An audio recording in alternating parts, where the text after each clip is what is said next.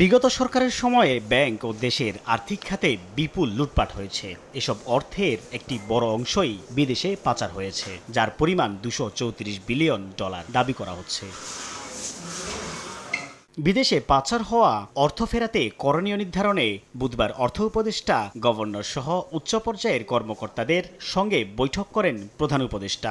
বৈঠক শেষে আয়োজিত সংবাদ সম্মেলনে গভর্নর জানান, লুট হওয়া টাকা উদ্ধার করে জনগণের কল্যাণে ব্যয় করা হবে।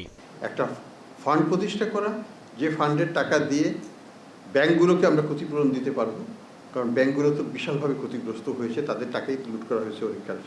ব্যাংকের সাথে কোলেটারালাইজড না সেই প্রপার্টিগুলোকে তখন সরকার তাদের আরেকটা ফান্ডে নিয়ে জনহিতকর কাজে সেটাকে ব্যয় করবে, কিন্তু সবই আইনগতভাবে করা হবে।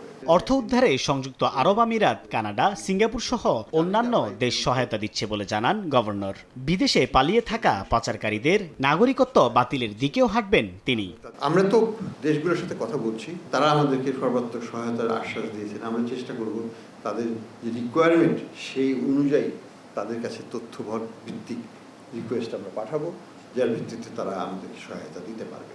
এ সময় জানানো হয়, জব্দ করা অবৈধ অর্থ, শেয়ার ও সম্পদের মূল্য প্রায় 2 লাখ কোটি টাকা, আর বিদেশে পাচার করা $18 কোটি মূল্যের সম্পদের হদিশ মিলেছে। অ্যাটাচমেন্ট হয়েছে স্থাবর সম্পত্তি, সেটার পরিমাণ হচ্ছে কোটি টাকায়, আভ্যন্তরীণ হচ্ছে 1,30,758.7 কোটি টাকা আর কি।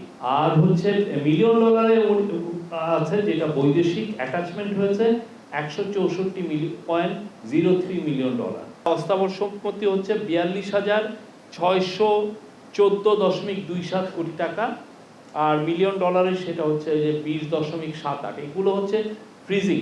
মোবাইল ব্যাংকিং সেবাদাতা প্রতিষ্ঠান নগদ নিয়ে করা প্রশ্নে গভর্নর জানান, পূর্বের অপরাধীরা আবার দায়িত্ব পেলেও যাতে বড় ক্ষতি করতে না পারে সে বিষয়ে ব্যবস্থা নেওয়া হয়েছে। কোর্টে আইনগত প্রক্রিয়া। সাইফুল ইসলাম, সময় সংবাদ, ঢাকা। পাচারকৃত অর্থ ও সম্পদগুলো